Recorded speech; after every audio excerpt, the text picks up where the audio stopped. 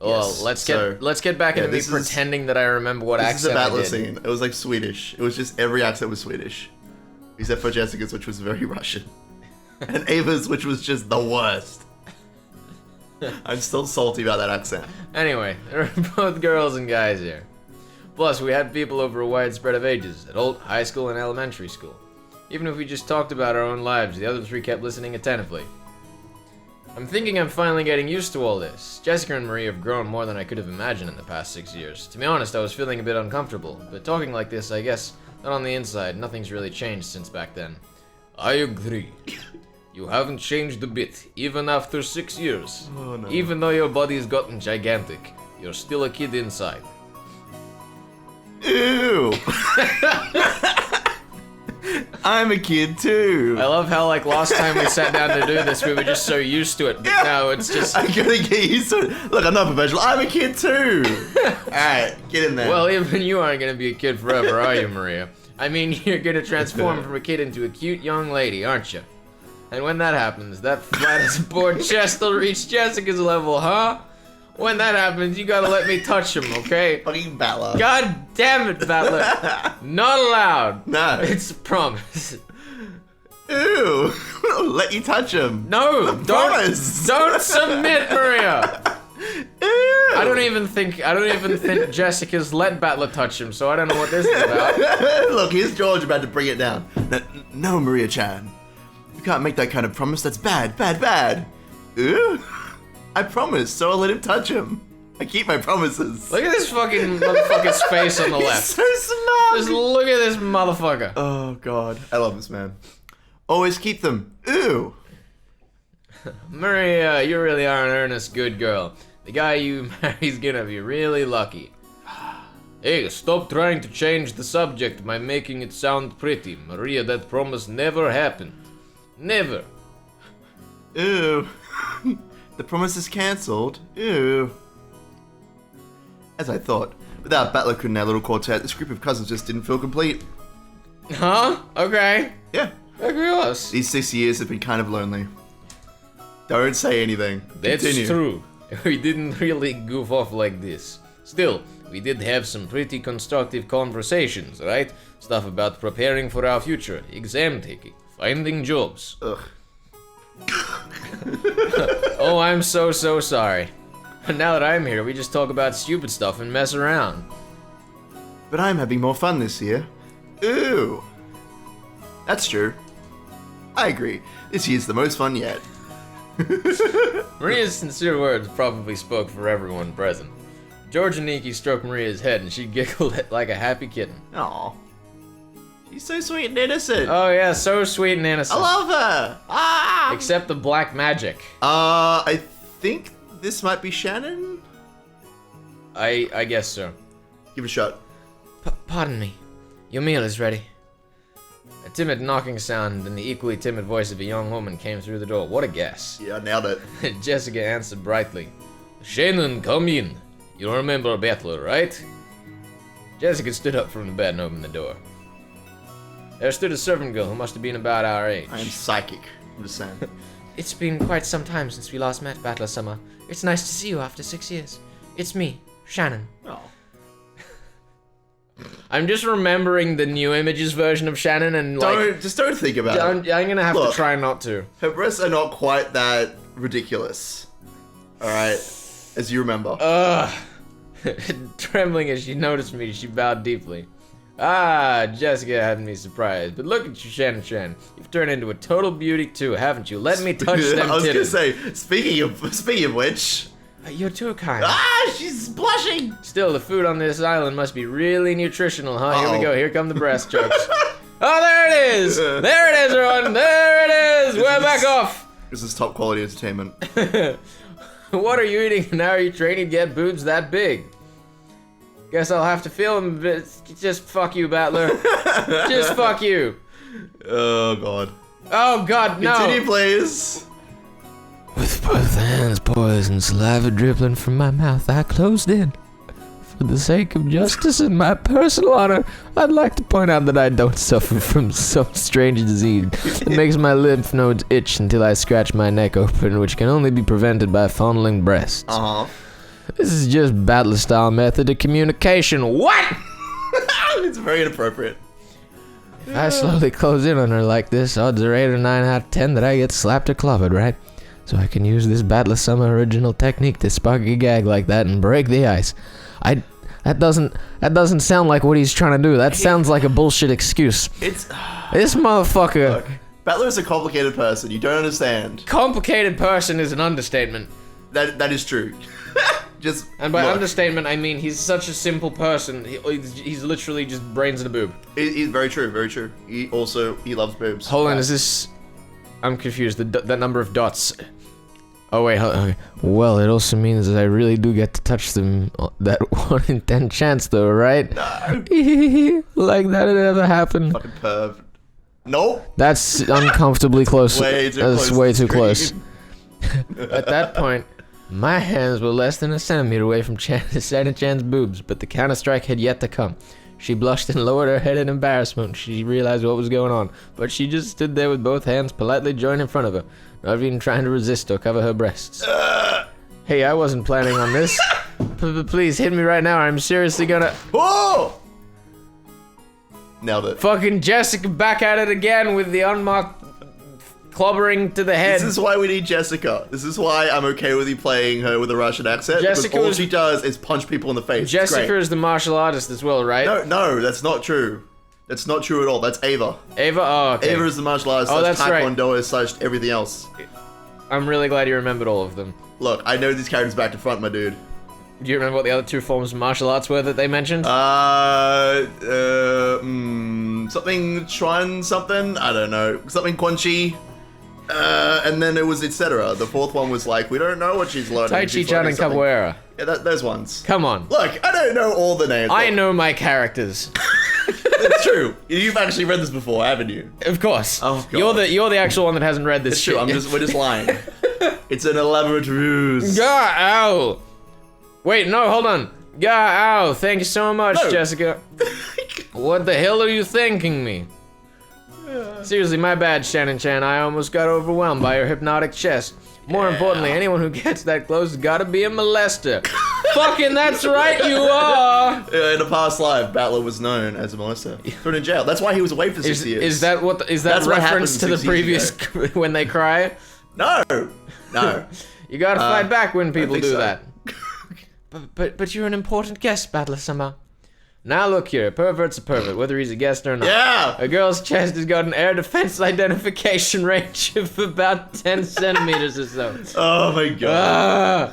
Once someone trespasses within 2 centimeters, that's already an invasion of airspace. You better scramble the jets immediately and give him an instant slap. Look, say what you will about Battler, but he's fucking amazing. He's such a bad person. He's so good. I couldn't do such a thing because we are furniture. That's right, she's a rug, we agreed. We agreed. Yep. Soft, fluffy rug. But you don't want to touch that rug because you're gonna scramble the jets. You're gonna scramble the jets. You're gonna slap you in the face. That's true. With the rug hands. Well, no, you get slapped in the face by a Russian, not furniture. That's true. The non-furniture in the room has to defend the rug. Yeah, it's true. Of course, you didn't want a breast touch, but a guest so desired she prepared to be sacrificed to suit their wants. A girl like this needs some urgent protection. Oh god. Oh no, he's about to swoop Why in. not that shit? He's about to swoop in on Georgianiki's kill. Wow! Oh my god. Don't call it that. He's white knighting that I shit. think such a devoted girl still exists in this era. It's enough to make a man dizzy. But no. No, I'm coming at you with a perverted face again. Knock me down. Look out, pervert on the loose. This gag can't end until you deliver the punchline, so slap me. Oh. Please. Hit me! Hit me, fam! It's just a little class I cannot foul. fulfill your request because I'm furniture. But if it were an order, I'd obey you because that is my duty. Then I'll make it an order. I'll make it an order. The next time Batlakun tries to touch your breast, counterattack with the slap. Got it? This is martial arts class now. Yeah. Yes, as you wish. From now on, that's what I'll do. Look at how happy she is. She gets to slap Battler. She understands. She understands me and my thoughts on Battler. She just had to get told by a prospective love interest character that she needs to slap Battler. Of course. That's all. To be ordered, mind you. That's true. Yeah. Shannon announced this while bowing elegantly to me. Her expression was radiant. I gave her a thumbs up to show her I was fine with that. 6 years ago, you might have been mistaken for a servant's daughter who lent a hand at your parents' work. But now you're a full-fledged adult servant. How long have you been working here? Well, I've had the pleasure of serving this household for about 10 years. She's blunt. That word. Mm-hmm. The kanji for her name read as Shannon. Now here's another name that's far from typical for a Japanese person. Back in the day, I was a kid myself, so I accepted her name without paying it much attention. Thinking about it now, though, her name's pretty unusual, even though she's not a member of the Shiramiya family. Maybe it's like a servant's professional name or something. If so, that might explain why her name's so similar to Kenon-kun, that kid I met earlier in the Rose Garden. He's a long-term servant who served here since she was 6 years old. Her appearance had changed so much that I couldn't match her to the person of my memories, but we both knew each other 6 years ago. That shy part of her had always been there, but she did seem to have developed the allure you'd expect of a girl her age. God damn it. Especially in her breasts. Yes. You feeling this? Oh, God. That kid we met earlier, Kenon-kun, is her little brother. He's not exactly my little brother. Still, he loves me like a big sister. He didn't cause you any trouble, did he? Oh. Ha ha ha! He's the same as always, dropping shit and being emasculated. If only he were just a bit more sociable. I apologize if he's caused you any trouble. Nah, he didn't cause any trouble at all. As a fellow man, I understand how moody you can get at that age. It's no surprise he's unsociable. Ew. I get called that all the time too. I get called unsociable, just like Canon. Ew. You aren't unsociable at all, Maria-sama. She totally is. Ew. Look how disappointed she is that she's unsociable. She's like, I wanted to be unsociable too, like Canon. Hey, you skipped my line. Go. No, it literally said ooh. What? Just give me an ooh. Ew. Okay, there we go. Move on. You said the meal was ready, right? Yes. I'm sorry. Your meal has been fully prepared, so please allow me to guide you all to the mansion. Shannon bowed again formally and returned to her duty mode. Realized that if we made her stick around for any more light conversation, it would actually make it harder for her to do her job. We got up with our butts and avoided interfering with her work any further. So shall we go to the mansion? Everyone's probably hungry, right? Yeah, I'm really looking forward to Goda-san's food. That guy was apparently a chef at this famous hotel, so he's super good at the cooking. Oh, I can't wait. Let's go, Maria. We're gonna stuff ourselves like pigs. Oh my god. Ew! Stuff ourselves like pigs. Oh my god. No, you can't take everything Battler-kun says seriously, okay? Because he's always just joking around. Okay, let's go. See, this is gonna get to a point, right? As he like where pulls her away. it's just Maria and Battler left as everyone else is dead. Yeah. And Battler's like, it's just a joke, Maria. It's just you and me.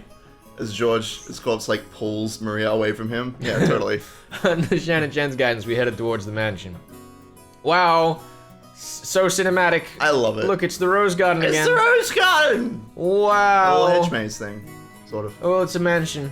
Met once again by the magnificent Rose Garden, we continued onward as the intimidating mansion of the Shiramiya head family came into view. That's fine. It apparently had been built shortly after the war, so you could feel the dignity of almost half-century hanging around it. The building was gorgeous on the surface, but as old as it was, equipment such as its AC and heating were apparently quite frail. It's air conditioning, not armor class. Ben, we can't make these kind of inside jokes. I can! I just did! It's a terrible idea. The best idea. According to Jessica, midwinter was especially tough, what with all the drafts. Haven't these people ever heard of a kotatsu? What the fuck is a kotatsu? It's like a table that has like heating underneath, I think. Memory serves, that's what a kotatsu is. Uh-huh. Yeah. I'm glad you're an expert on the J-pans. I am. I'm known as the J-pan man. Speaking of which. As we entered the entrance hall, an aged servant greeted us. Now I remembered. Genji-san, who'd been working for here longer than anyone else, filled the role of head servant. Battler-sama, it has been quite some time since last we met. As our eyes met, he greeted me with a calm, composed voice. His bow wasn't as graceful or as refined as Goda's, but despite its simplicity, it communicated his feelings very well. Genji-san, it really has been a while. You look well. Thank you. I have been quite well. And Battler-sama, you have become a splendid young man. You are beginning to resemble the master in his youth. Damn. I look like grandfather? Guess that means grandfather was pretty popular with the ladies when he was young. From here on, I shall take Shannon's place and accompany you. Please, come this way. Shannon-chan bowed deeply and watched us leave. After that, we headed towards the dining room under Genji-san's guidance. Genji-san, just like Kumasawa-san, stood in stark contrast to us young people who had grown beyond recognition over the last 6 years. His appearance was exactly the same as in my memories from 6 years ago. It was as though time had stopped since the last time we met. That's a suspicious line. What? Time had stopped since... Time has stopped? Are you telling me that he fell into a time capsule for 6 years? Maybe. Maybe. I can neither confirm nor deny the existence There of is time some capsules. crazy black magic bullshit going on, keeping these people from not aging. I have no comment. He should be dead. He should be. Genji-san was an extremely quiet and diligent person. He was basically grandfather's close aide or caregiver. And you might even call him grandfather's companion of many years. In fact, it seems he was grandfather's side even more often than grandmother was. It's no, it says late there, but I skipped it. According to Jessica, grandfather trusted him more than any of his blood relatives. But I wonder how long he served. I never got the details, but I heard something about him being here since the very beginning. This mansion was first constructed, which would mean he's dedicated half of his life to serving here. So wait, you do know how old he is? I'm confused. It's easy to see why he's trusted. Well, Kinza trusts him, at least. I mean, does he though? I mean, that's what we're told. That's what we're told. Yeah. And obviously everything we're told in this is truth and not meant to be misdirection about any sort of thing that may resemble a mystery. You would never have any kind of misdirection in a mystery novel. Of course. Why would you say that? That's bullshit. Come on. As we passed through a massive hall that extended up into the second story of the mansion with no separating floor, I spotted something that hadn't existed in my memory of 6 years ago.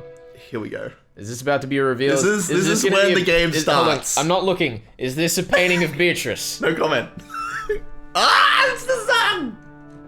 It's like Kinzo's... Oh, you look at that. It's a fucking portrait of Beatrice. Yeah. Can you grab my water bottle, by the way? I can. Go get it. Oh, this music though. Also, I think Kinzo's about to talk. It's on... Yeah, that. Nailed it. That's a big-ass painting of Beatrice. Yep. So big they had to pan up rather than just showing us the whole thing. Damn. Well, there's the whole thing, just not in great detail. It was an awfully big portrait hanging from right in front of the stairs that rose to the second floor. Without thinking, I stopped walking, captivated by it. Since I'd stopped so fast, Maria, who was following behind me, ran into my back. Ew. Sorry. Hey, Jessica, has that picture always been there? I pointed the big, prominently displayed portrait in the hall. Everyone else stopped too. Oh, right. When you last came here, that hadn't been hung yet, had it? When was it again? Well, if my memory doesn't fail me, it was put on display sometime around the year before last. You are correct, sir. In April of the year before last, the master put it on display there, having previously ordered a painter to create it. Grandfather did that? So he paid to have it painted just for him, huh? The portrait suited this western mansion and gave the woman in the elegant dress gave off a sense of refinement. I couldn't have guessed her age, but her sharp eyes and the strong will she seemed to possess made her look youthful. She seemed somehow different from the composed middle-aged women you often see in famous pictures. If she'd had normal black hair, I might have assumed it was a portrait of my long-deceased grandmother in her prime. However, she had beautiful blonde hair and it didn't look Japanese at all. So, just who is this lady? Maria answered that simple question enthusiastically, as though she proudly knew the answer. Ew!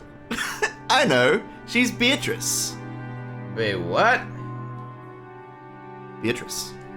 She's a witch. Didn't you ever hear stories about her long ago? A witch?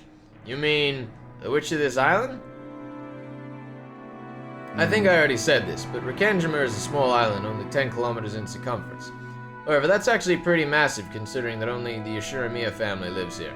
So only the harbor and area around the mansion were set up to be lived in. Beyond that, the island remained as untouched as when it was uninhabited. The vast and empty forest had absolutely no lights, phones, or people passing through. To understand how dangerous that is, you need to forget your common sense as a city dweller.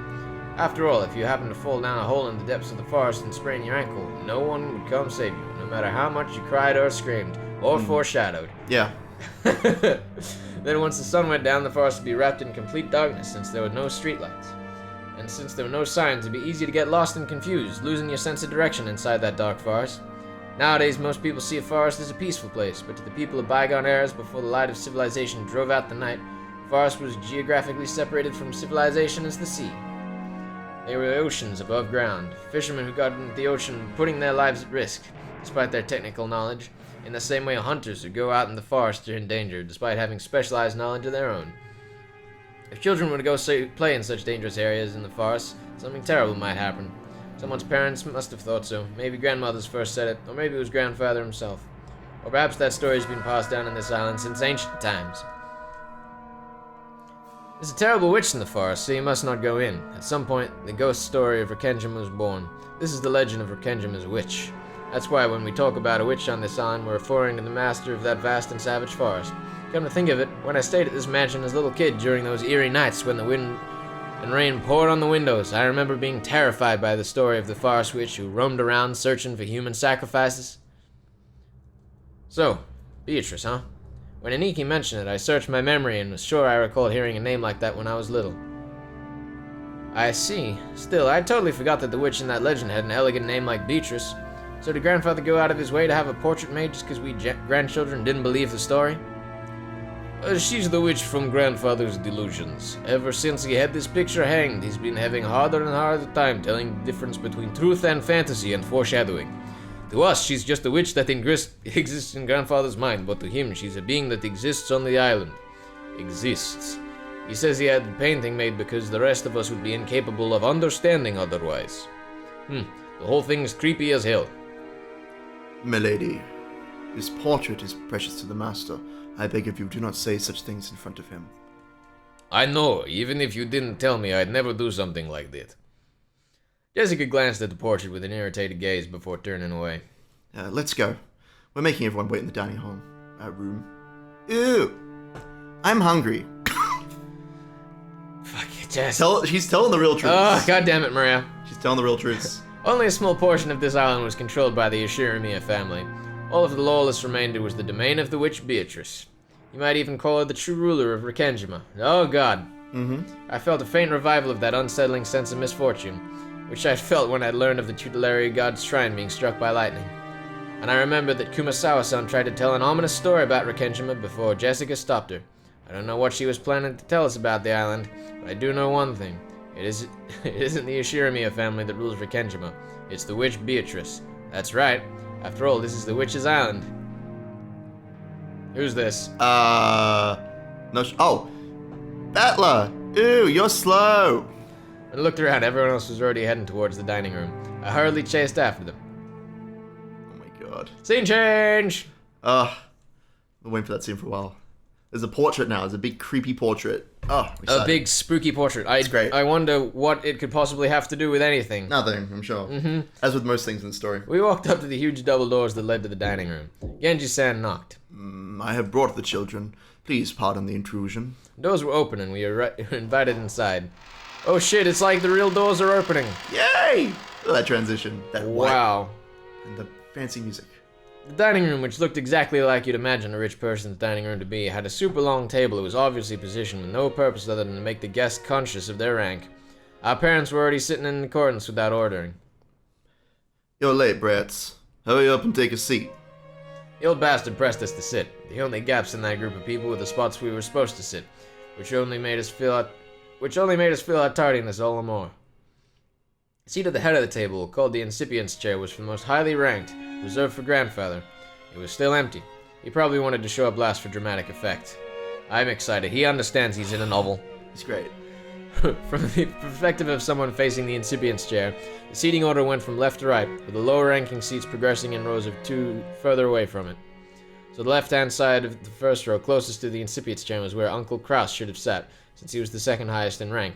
It looked like he hadn't arrived yet, so that seat was empty. Across from his chair on the right side of the first row sat the eldest daughter of the family, Aunt Eva, who was the third highest in rank. The left-hand side of the second row was for the fourth highest in rank. There sat my damn dad, Rudolph, the third of the siblings. Across from him on the right side of the second row sat Aunt Rosa, the youngest sibling. Are you writing this down? Don't worry about it, it's fine. I mean, listen, even if I wrote this down... Goodness me. Now I feel like I have to go write this down. You don't have to, I'm just saying. Are you taking notes? There will be a quiz. I've got this in my notes. Oh, a quiz? Oh, goodness me. Alright, I'm excited. At this point, you might expect their husbands and wives to come next. But nope, left hand seat in the third row, rank number 6, belongs to Jessica. Opposite her was Georgianiki.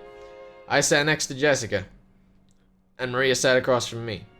And finally, next to me on the left-hand side of the fifth row sat Anna Natsui, the 10th highest in rank. Not Natushi. I was so close.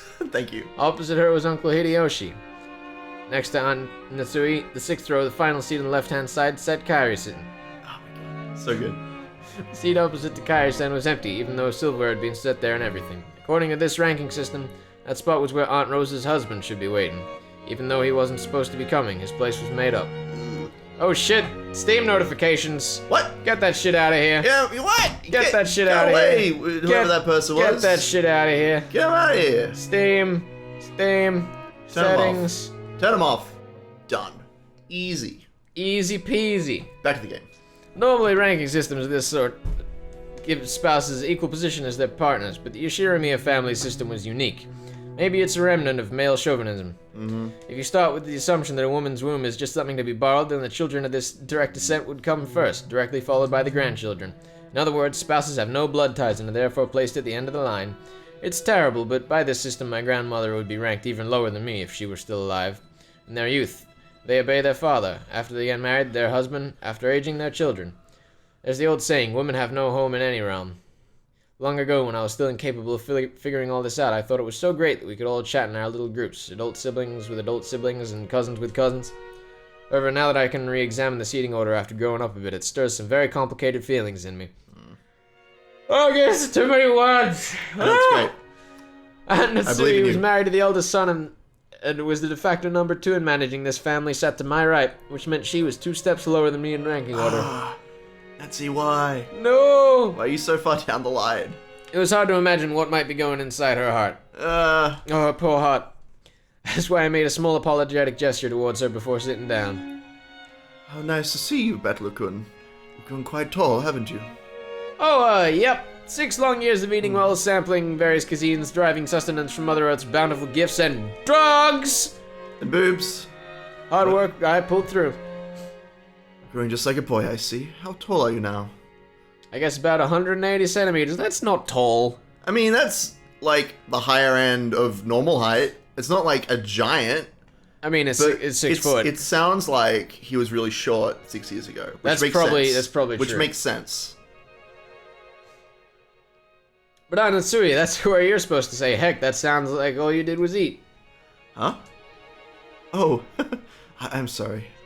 After a short pause, she did laugh with me, but it seemed she couldn't quite figure out what I was supposed to be laughing at. He's not in touch with the kids. This woman is Aunt Natsui. Ding ding ding! She's the wife of the eldest son of the family, meaning she's my father's oldest brother's wife. God, that's such a sentence. It's so good. Is it simpler if I call her Jessica's mother? It feels bad to say it like this, but while I didn't exactly dislike her, I didn't particularly like her either. Hold on. System. Go to the character pages. Going to the character pages. Go to Nazi. No, not the images. The system. Oh my I goodness. misclicked. It's too early in the morning for this shit. Actually, did we do Genji? Did we totally forget about Genji? We didn't do Shannon. Oh my god. Well, you do Shannon, and then I'll do Genji, and then we'll do Nazi. Servant Shannon, a young but experienced servant. She's normally calm and performs her job efficiently, but she messes up when she gets nervous. Furthermore, Shannon is nothing more than a pseudonym that she uses when on duty. Not her real name. Also, what is with that leg and the random strap over the front of it? I don't know. What fucking clothing design is this That's shit? fucking fashion, dude. That's a Shirimiya class fashion. I love the tattoo as well. I know. The little wing there that you see everywhere. It's super cool. Servant Genji. The leader of the servants who work for the Oshimiya family. He has served Kinzo longer than any other and is the person most trusted by that old man. Since he serves Kinzo directly, Kraus and Natsu think of him as being a spy for Kinzo. Ooh. Oshimiya Natsuhi, Kraus's wife. She manages the household. She looks like she's about to fuck a bitch up. She's so fucking metal. She manages the household of the Oshimiya head family in place of her husband, who takes little interest in such matters. She was in charge of all preparations and arrangements for this family conference. She possesses a strong sense of responsibility and a great deal of pride. However, neither her husband nor his siblings understand her very well, so her position is far from enviable. Well, She looks like she's about to lay the smack down on some fools. to lay the smacketh down. Yes! Smack it down! Also, I'm assuming that this box is for Beatrice. I'll be honest, I don't recall... Oh, actually, no, I know who that's for. I know how the boss is for. Don't worry about it. You'll see. You'll see. I'll see. Yeah. Is me? I don't remember if I said it, so I'm not gonna say it. Damn it. You definitely did not. Because wait. Okay, here we go. She hardly ever spoke with us kids, and all the memories involved talking to the adults, complicated things, scary look. In fact, since she hardly ever exchanged words, it's been a long time figured out how to approach it. The effort seemed to have failure. You are not dealing well with all these words. I am not, sir. Oh my god. You clearly gave this role of battler to me because you were I didn't not brave remember. enough. I forgot that they were all in first person. Sure you did. Look, I'm taking all the other scenes where we're not looking for Battle's perspective. I am still not entirely unconvinced that this isn't going to end up with just me and you're just going to leave me with all of the characters It's that okay. don't die. And I actually have more characters than you right now, I think. So don't worry. I got you. I got you back, fam. Sure. I believe in you. Keep reading. The silverware sat neatly on the table and shit. As generally, you couldn't start a meal until the person sitting at the head of the table arrived. So as long as grandfather didn't come, lunch would be put on hold indefinitely. Not even the appetizers would arrive. Simply put, the silence in this room was caused by our parents enduring their hunger while they waited for grandfather to arrive. However, the grandfather from my memories would always show up on time to meals like this. He was the kind of person who would never be so late to keep everyone waiting, especially after the entire group had arrived. This is why Kinzo is the best character. Grandfather's pretty late. As far as I can remember, he was always strict about time. Well, that might have been true 6 years ago, but it hasn't been that way lately. In fact, he's off in his own little world so often he doesn't even show up at family meals. Still, I figured he'd at least come down today. Then again, I feel a lot more relaxed and happy without him. What an asshole I am. Jessica. When her mother scolded her, Jessica stuck her tongue out and looked away. No way around it. Might as well wait until our host arrives. When I glanced at the clock, I saw it was almost 12:20. It's been 20 minutes. 20 minutes isn't showing up. It's been 20 minutes since it's shown up. There he is! Yeah! Woo! You ready? Are you ready for this? Also, his thing has opened up. Go read that shit. Right now? Yeah, do it. I do it like every time there's a chime, I say we just go read the thing. Remember his voice? Ushiramiya Kenzo, Perfect. aged head of the Ushiramiya family. Even though it's already been announced that he has just a few months to live, he is brimming with energy. Though he amassed a vast fortune in the past, he never made any announcements regarding the inheritance, which worries his children. He is strongly influenced by the West and is a rabid fan of the occult. His study is packed with mysterious grimoires. Kinzo, I love you. He's the only person in this novel that has a relatively decent fashion sense. What, with his like golden and black robes and like I'm gonna be honest. buttons I'm gonna and- be honest. This robe is something I have experienced before, so it's What? not that strange to me. What do you mean you've experienced it before? What does that mean? Back where I used to go to school, the heads headmaster? of department used to wear this on presentation days. Oh my god. With the wing and everything? Not with the wing, but like the tucked under the tie robe. I was gonna say, like, I've never seen a robe be tucked underneath a tie. That's really cool. Also, I love that purple tie. Fashionable. It's pretty good. Ashiramiya Kinzo, the aged family head of the Ashiramiya head family. This man can be seen in his study. Actually, this is my... Is it? Yeah, this is not from Battle's perspective. Okay, sir. take it. Take it away. The clock had already passed noon, but he didn't even attempt to rise from his seat. With his spectacles on, he built up a growing pile of wood that is glowing books, like this glowing bright red. That's some black magic With bullshit. with elaborate bindings, which he then read intently. You couldn't really say that he was having too much fun to stop.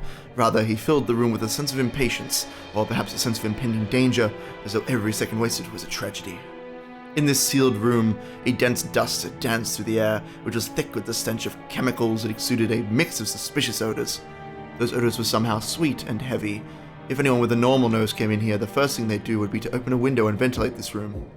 The knocking against the study door had been going on for a while, a voice calling "Father" sometimes mingled with the knocks. As Kinzo heaved a deep sigh, he snapped shut the old book in his hands and slammed it on the table. Then he yelled at Kraus, who was still knocking on the door. Silence! Enough with that racket, you fool! Who told you the door would be open if you... What if you but knocked? Yes.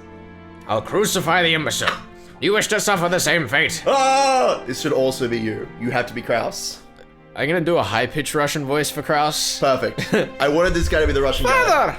Oh, God. This is the day of the family conference, which happens only once a year, is it not? Everyone's gathered down below. Please come out. Kraus called out to his father through the door. Kinzo always shut himself up in the study, hated when nearly anyone, even his family, entered this room. For that reason, Kraus had no choice but to call to him from the corridor like this. Molest me not! Just who is this everyone of which you speak? You mean the fools trying to drag me out of here? Then kill them all! Tear them apart, use their bodies for firewood, and feed them into the witch's hearth! Put a pot in that hearth to boil the wormwood. Force the imbeciles who dare to lure me out of here to drink the broth of the apocalypse. I will soak their dregs in liquor. Ah, where is Genji? Call for Genji! Have my demonic absinthe prepared. The whispering of the green fairy reaches me no longer. Ah, where is Genji? Bring him here! It's just a page of, like, yelling and ranting. It's so good. On the other side of the door, Kraus, Najo, and Genji were kept waiting for the master of the house, who stubbornly refused to come out. Is this Kraus? This is Kraus, the main man. Looks like he hates me to the core. Oh my god. My voice doesn't reach him anymore. No, doesn't. Kraus shrugged as though saying, "It's no use," and smiled bitterly.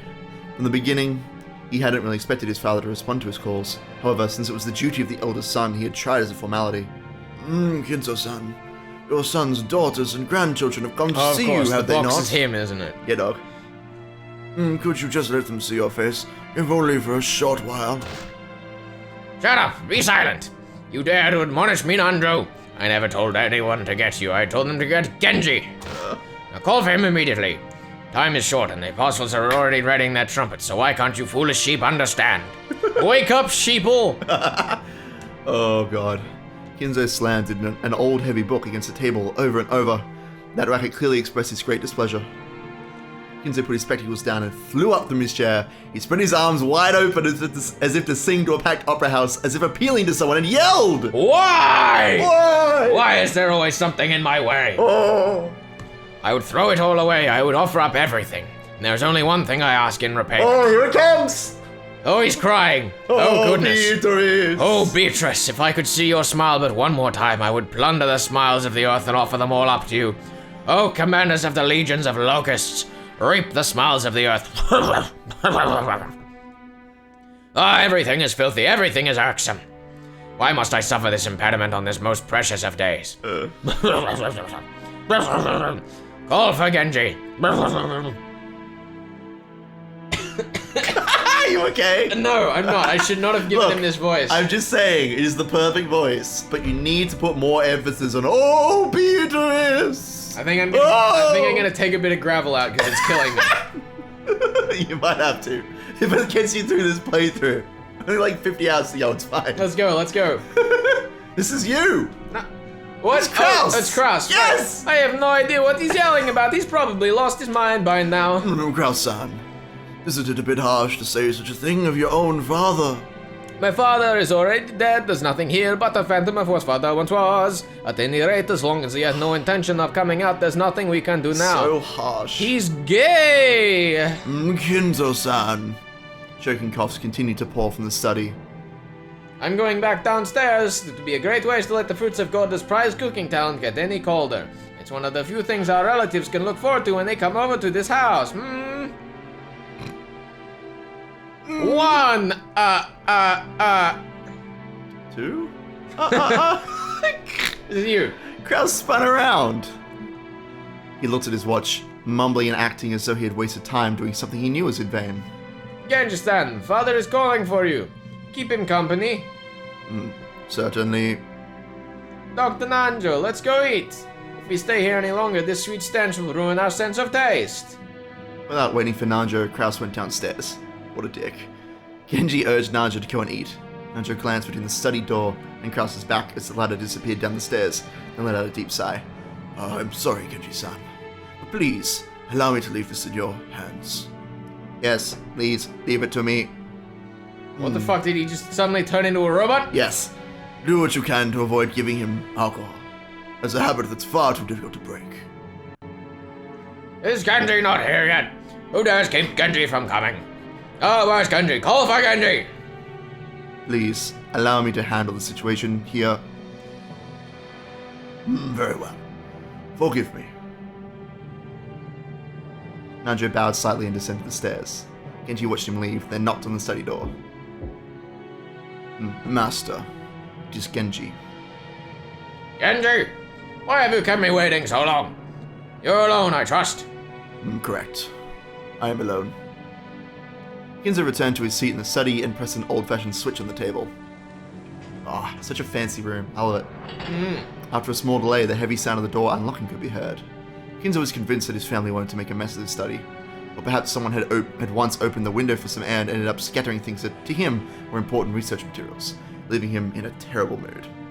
Kinzo had outfitted his room with a formidable lock, preventing anyone from entering without his permission, and thereby sealing himself in a jail of his own making. Genji, whom he trusted the most, was relatively free to enter the room, but even that didn't always hold. If Kinzo was in a bad mood, even Genji wouldn't be able to enter. Anyone else would be limited to holding a conversation through the door, unable to even see Kinzo's face. And most of the time, what they got could hardly be called a conversation. However, this didn't trouble the rest of the family much. After all, it just wasn't worth the effort to disturb this aging family head, who was impossible to please and always stayed shut away at most of his research. Taking advantage of his refusal to leave his room, they supported his isolation, putting his care entirely into the hands of the servants. What a bunch of assholes. Yeah. Genji, my usual. I'm busy. Yeah, no one really respects Kinzo, which is... I love him. Yes, sir. Except for Genji. Genji's his bro. What a man. Yeah. Genji headed to a corner of the study. There, suspicious-looking bottles boasting venomous colors were on display. They were actually liquor, but considering the shady atmosphere of this room, one might easily suspect them of being some ghastly concoction. Poison, it said. You need to slow down, my You dude. need to read. I cannot read that quickly. I read it. I was able to remember that it said poison. I need to get to the end, though. No, you don't. I do. No. Inside the study, the mysterious collection of books gathered by Kinzo had grown into a mountain. There were bizarre, ancient, or banned books, all of them either forbidden, cursed, or sealed. But if you tried to call them old books, Kinzo would fly into rage and say, Call them grimoires. There were also many mysterious objects that presumably held some meaning with regards to black magic, like candles suspiciously melted and molded into strange shapes. Constellations drawn on a certain celestial globe contained quite a few shapes that would draw puzzled looks for anyone familiar with today's night sky. The carelessly strewn about books contained many illustrations, all of them of religious or mysterious nature, including some depicting demonically grotesque subjects or bizarre diagrams of various magical circles. And above all, a sweet, poisonous smell filled the room, profoundly assaulting the eyes and nose of those who entered for the first time. Eventually, it must surely make a person go numb and lose their grip on reality. Wow. Yeah, there's a lot of exposition. Uh-huh. Inside that study, Genji prepared Kinzo's usual drink with a well-trained hand.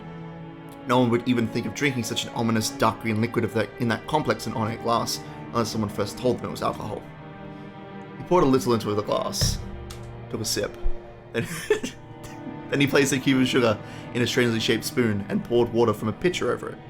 Strangely, when the transparent water was poured, the dark green liquid turned a cloudy white.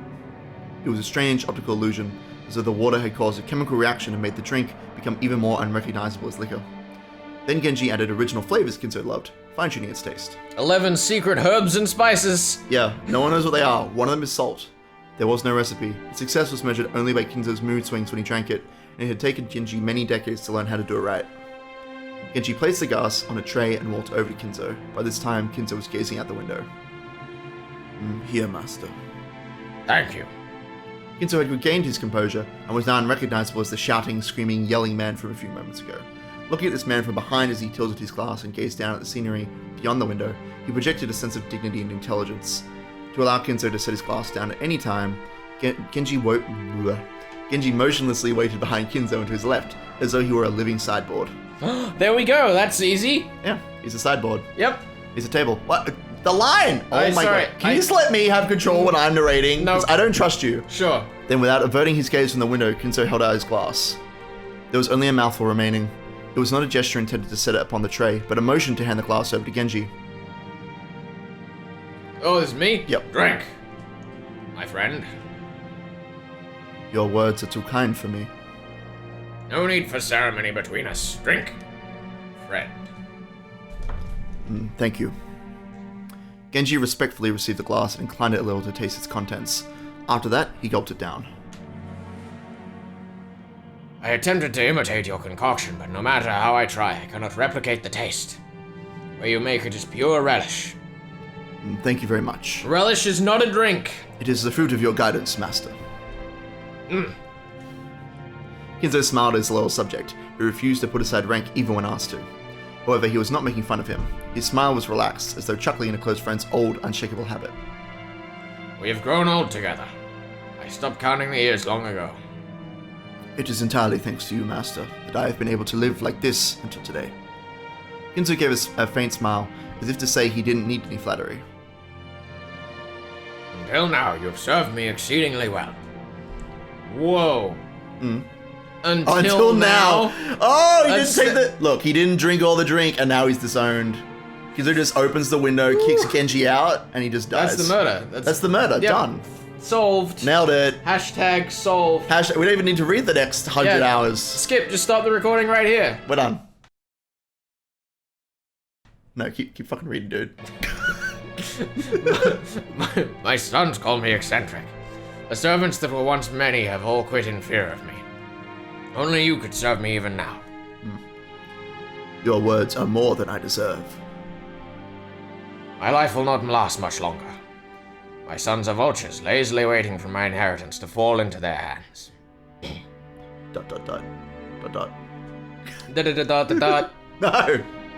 Ross is a fool who squanders money like water, throws away 2 gold coins to obtain 1. And then he has the gall to claim that he's earned money. Eva's a slave to money who thinks of me as a mere chicken. When I die, she plans to use my bones to make a broth. Yep, straight. That dunce Rudolph just wants to fool around with women. Rosa bore the baby of a man who came from nowhere, about whom we know nothing. Jessica is incompetent and uneducated. George has none of what it takes to be a man. Battler is a fool who threw away the honor of their Shiramiya family. And Maria is obscene to the eye. Damn! Maria, though! I agree. No! I agree. She's the cutest character. No. I love her. Keep going. Why is the Ashuramiya blood so incompetent, says the one wrapped up with a witch and alcohol and shit. Yeah, totally. And furniture for friends? Yeah, totally. Is there no one worthy to inherit the glory I built? Wait a minute. Is everyone in this story a figment of his imagination? I don't know. It's great. It's a question. It's a good question. I don't know. I know this is part of Beatrice's curse. I know it. You golden witch, you trying to take revenge against me in this way? This is still you. If you want to hate me, then do so. If you want to run away, then run. I won't let you go. I won't let you go. I won't let you go. You need to really bring out the crazy for this next bit. You belong to me. You must always be in my arms for all my life. You must stay in my birdcage for all eternity, whispering only to me. Beatrice, why won't you smile back at me? There it is! Beatrice! Beatrice! That is not... Kinzo cannot sing. Oh my god. Keep going. Oh! After howling and singing, Kinzo choked once again. Genji set the tray and glass down and rubbed his master's Listen, back. you said this was an audio novel. I'm giving them an audio experience. Oh god. Genji's facial expression did not change. It was always like this.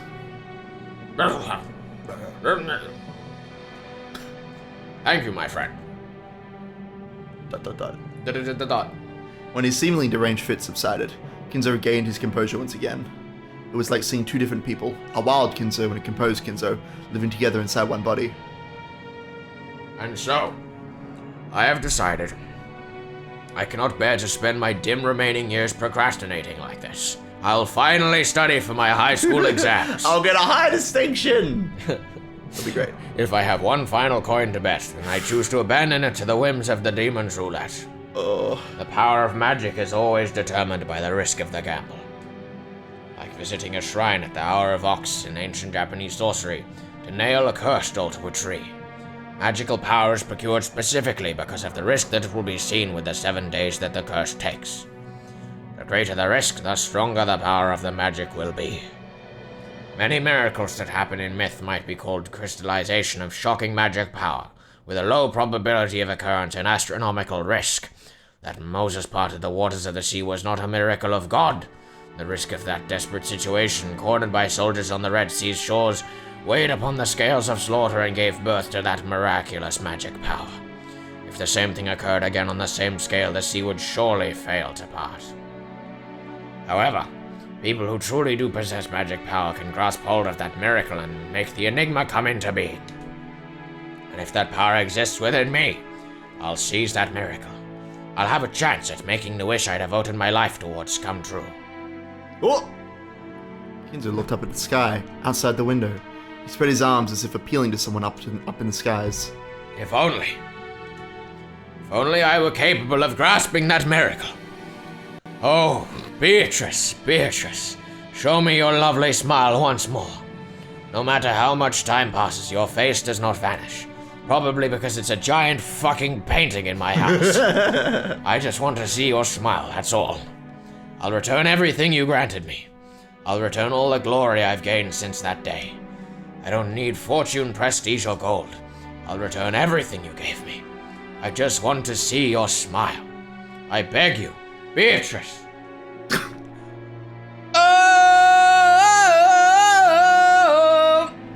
His nonsensical singing became a scream, and then a wail. Kinzo slumped to the floor, tearing it with both hands. Genji had no choice but to wordlessly watch over his master's lamentations. Nice. And scene. Oh. So that was Kinzo. Wow. Being a crazy dude. Your turn. Well, ladies and gentlemen, the family head's wealth is not at its best.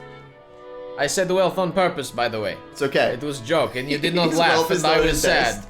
Oh, I missed it. I'm sorry. He seemed extremely sad not to be able to share lunch with you all, now that you have gathered here for this event that occurs but once a year. Goda, let the lunch begin. Certainly. I shall begin today's luncheon. I forgot to bring in my oxygen pack for when you void the room playing Goda. I need to do that. It's part of the character. I imagine he does that. Look. You know Witchcraft by Pendulum? No. Oh, okay. You might have to show me that song. It's basically the intro to the song, right? It's like, what is it? But basically, every time he finishes a line, he breathes in really hard and they didn't cut it. Look. Yeah. And I just want you to perform that song as Goda for me someday. I would love to. One day, I'll record that and put it on YouTube. I'm just saying, I just want to say, in character, I imagine that Goda breathes in, composes himself every line. Every time. In character. Fact. No wonder Kinzo's going crazy. The oxygen's been voided from the house. It happened since Goda came here a few years ago and he's been taking all the lines oxygen. up! Oh my god! Goda is the mastermind. Dr. Nacho's father's condition really that bad? Couldn't he have at least seen his face? It's more a problem of mood than of physical condition, and for that, there is no medicine I can prescribe. Hey, we're talking about his mood again? You gotta be kidding me. We took time out of our schedules during this damn busy autumn season just to come and find out what he's doing. And now he's... Then you should be happy, Rudolph. You know what he's doing. Or would you rather take my place and try to persuade our ill-humoured father to come join us? Are you kidding? Rudolph shrugged. Apparently, though Rudolph was willing to be indulgent at how self-centered his father was, he wasn't particularly disappointed to be spared at a face-to-face meeting. Does it seem like his mood will improve before dinner, Krausny-san? I have no idea. If you want to know that, you should ask him directly. Although I think his mood will improve faster if we don't bother him. Genji-san's the only one who can get grandfather out of a funk. It's pretty pathetic, though, making the servants deal with your own parents' bad mood. Jessica, don't speak out of turn. She'd planned for her complaint to be heard only by her cousins, but it had reached even Krause's ears. Scolded, Jessica scowled and turned away, sulking. If he's as cranky as they make him sound, he can't be that terribly sick, right? I mean, they're saying he's in a bad mood, not that he's got no energy, which at least proves he's got his wits about him. It's because grandfather has especially strong willpower. However, that doesn't necessarily mean his body will be able to keep up. Since last year, they keep saying that he has 3 months left. If the initial diagnosis is correct, grandfather's been prolonging his life by willpower alone. It's right for us to worry about him. Lunch started with the family head's seat still empty. The man who should be sitting there had already grown old, and the brilliant glory which had rebuilt the Ashuramiya family in the span of a single lifetime was being forgotten. Even though they were beginning the meal with that seat still empty, no one felt it was that odd anymore. Oh! End of chapter, bitch. Oh boy. And the time is moving! Oh, goodness me, it's now 1:30. Damn straight.